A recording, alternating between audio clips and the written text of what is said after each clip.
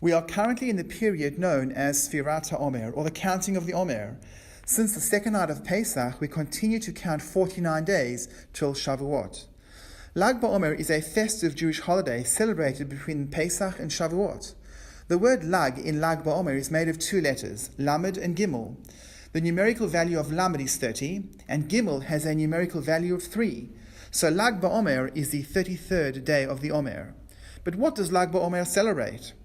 Well, Rabbi Shimon Bar Yochai, who lived in the 2nd century, was the first to publicly teach the mystical dimension of the Torah known as the Kabbalah. On the day of his passing, on Lag BaOmer, Rabbi Shimon instructed his disciples to mark the date as a day of joy, a day to reflect and celebrate his life and his achievements. Lag BaOmer also commemorates another joyous event. The Talmud tells us that in the weeks between the holidays of Pesach and Shavuot, a plague raged among the disciples of the great sage Rabbi Akiva, because they did not act respectfully towards each other. We are told these disciples were eager to learn, but for their own interests only.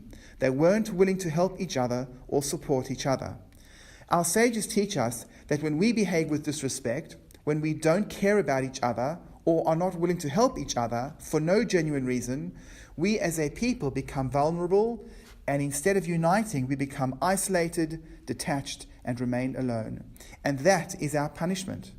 Besides the celebrations, Lag BaOmer reminds us of our responsibility to care for and look after our friends, our families, and all members of our community.